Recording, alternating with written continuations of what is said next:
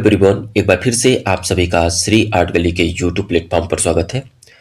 TGT कला में एक नई विवाद सामने देखने को मिल रही है और ये विवाद आप लोगों के बीच में, चाहे वो प्राविधिक कला के स्टूडेंट हो, चाहे बैचलर ऑफ फाइन आर्ट के कैंडिडेट हो, एक दूसरे के आमने सामने खड़े हैं। जो नई संशोधित नियमावली जारी की गई है उत्तर प्रदेश में शिक्षक बनने के लिए, उसके अकॉर्डिंग जो नई भर्ती 2026 में आ रही है उसमें टीजीटी कला में जो योग्यता को चेंजिंग को लेकर जो प्रतियोगी छात्र भिन्न भिन्न आयोगों पर अपनी मांगों को लेकर ज्ञापन सौंप रहे हैं, उनकी मांगों को एक बार विरोधी कह सकते हैं जो स्टूडेंट हैं उन्होंने चैलेंज कर दिया है और देखना है कि आगे अब क्या होता है। ये मुश्किल का दौर हो सकता है आने वाली नई वैकेंसी में और स्पेशली टीजीटी कला में। अभी आप लोगों ने देखा कि एलटी जीआईसी की वैकेंसी में जो नॉन बीएड कैंडिडेट को कोर्ट ने आदेश दिया है कि वैकेंसी में रोका जाएगा, जो भी बच्चे बीएड नहीं किए रहेंगे। एक वो तो विवाद था और अब जो विवाद है, जो उत्तर प्रदेश शिक्षा सेवा चयन आयोग के द्वारा जो नई वैकेंसी 2026 में आने की जो सुगबुगाहट है वो आप सभी लोगों को देखने को मिलेगा। उसी में जो प्राविधिक कला की जो गाइडलाइन है जो वो चेंज कर दी गई है। तो इन लोगों ने शिक्षा सेवा चयन आयोग के अध्यक्ष, शिक्षा निदेशालय और जगहों पर अपनी बातों को रखें और उन्हीं को लेकर इनके विरोध में जो बैचलर ऑफ फाइन आर्ट के कैंडिडेट हैं वो अपनी मांगों को कल शिक्षा निदेशालय में रखे हैं। और इनका क्या कहना है आप सभी लोग एक स्क्रीन पर देख रहते हैं कि टीजीटी कला में नई योग्यता पर फाइन आर्ट अभ्यर्थियों ने मांगी भर्ती। कहने का मतलब कि जो उत्तर प्रदेश की शिक्षा नियमावली है उसमें जो संशोधन किया गया है उसी को लेकर टीजीटी कला के अभ्यर्थियों ने मांग किया है कि ये जो नियमावली है एकदम सही है और उसी के आधार पर आने वाली वैकेंसी होनी चाहिए। अगर ये मांग है जिससे प्राविधिक कला के बहुत सारे बच्चे आने वाली वैकेंसी में वंचित हो सकते हैं, आगे क्या होगा इस पर हम लोग चर्चा करेंगे।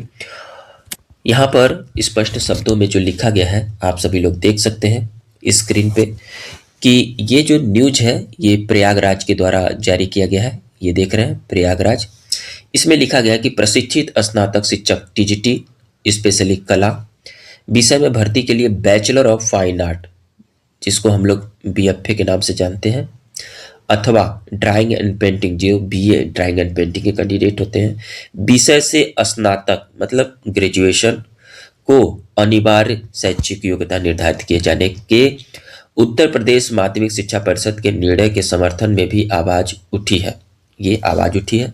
फाइन आर्ट एवं ड्राइंग एंड पेंटिंग से अध्ययनरत छात्रों प्रतियोगियों ने कहा कि नई अर्हता के आधार पर भर्ती प्रक्रिया कराई जाए, न कि ये जो इंटरमीडिएट स्तर की प्राविधिक कला की पुरानी अर्हता के आधार पर।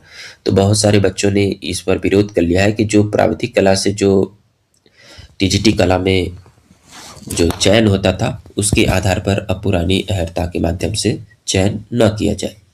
इस संबंध में प्रतियोगियों ने अपर शिक्षा निदेशक माध्यमिक सुरेंद्र कुमार तिवारी जी को बुधवार को ज्ञापन सौंपा है। बुधवार को प्रतियोगियों ने बताया कि बीते वर्षों में कुछ लोग व्यक्तिगत रूप से प्राविधिक कला के आधार पर बिना विधिवत कला शिक्षा प्राप्त किए नियमों की कमजोरियों का लाभ उठाकर कला शिक्षक नियुक्त हो जाते थे।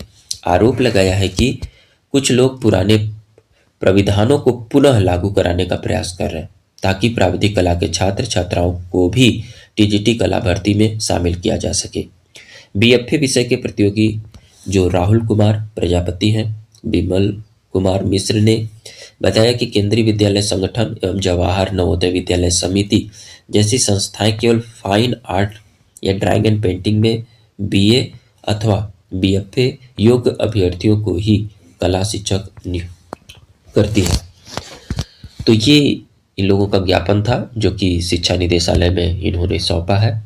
इस पे देखिए आगे क्या निर्णय हो सकता है। मेरा एक ही सुझाव अब है देखिए, जिस प्रकार से कमीशन चेंज हो रहे हैं, जिस प्रकार से ये हो रहा है, तो ये तो लाज़मी है कि आने वाले टाइम में बैचलर ऑफ फाइन आर्ट को ही और ड्राइंग एंड पेंटिंग को ही मौका मिलेगा, क्योंकि जिस प्रकार से गाइडलाइनें चेंज हो रही हैं शिक्षा में। लेकिन एक सवाल यहाँ पे ये हो सकता है कि जो प्राचीन समय से जो नियम बने हुए हैं, उसमें संशोधन की बात हम लोग नहीं कर रहे हैं। मतलब हमारे कहने का मतलब कि जो प्राविधिक कला के बच्चे हैं, इसमें संशोधन की बात नहीं कर रहे हैं, वो स्वागत कर रहे हैं। उनका मांग भी है कि उसमें आप कर सकते हैं, लेकिन उनकी एक ये ख्वाहिश है, उनकी एक मांग है कि 2022 में जो वैकेंसी है वो बहुत कम वैकेंसी है, और 2026 में जो आने वाली वैकेंसी है उसमें एक मौका दिया जाए। क्या शब्द है? एक मौका दिया जाए। और एक मौका वो किसके आधार पर मांग रहे हैं? जो पुरानी अहर्ता है।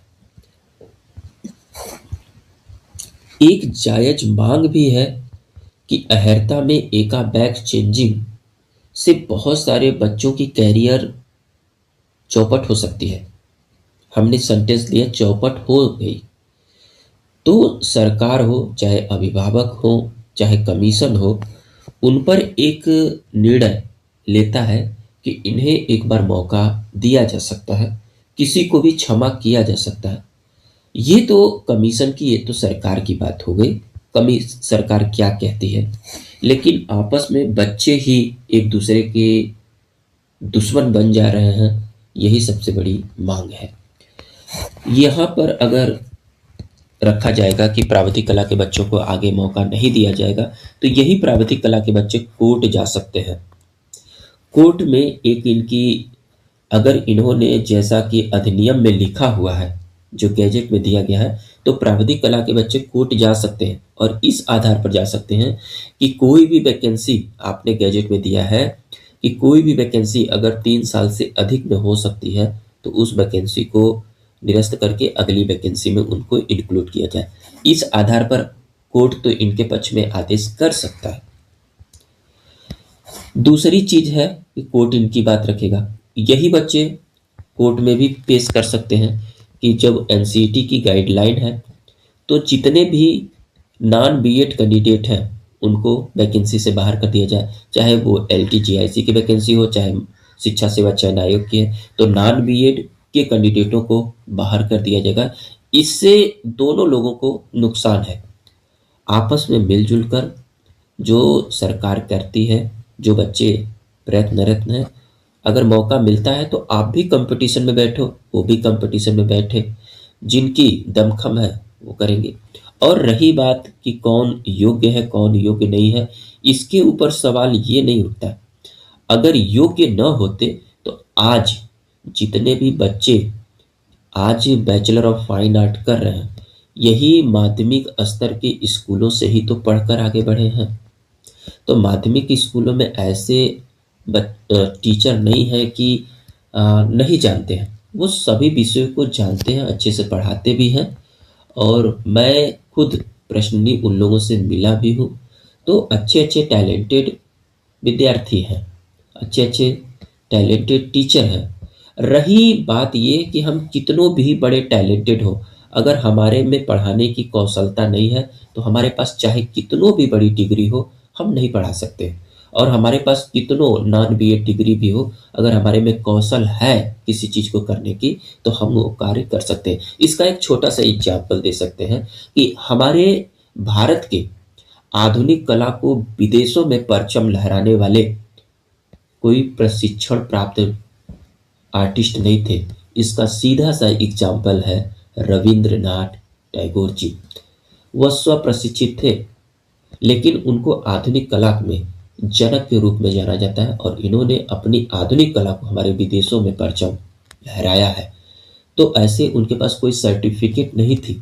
जब कलकत्ता में एग्ज़ाम होते थे, चाहे बंगाल में आप लोगों ने देखा होगा, आप लोगों की इतिहास नहीं मालूम होगी, तो वहाँ पर प्रशिक्षण दिए जाते हैं। वहाँ पे सर्टिफिकेट के ऊपर ज़्यादा विशेष नहीं, यहाँ पे कौशलता के ऊपर बात होती थी।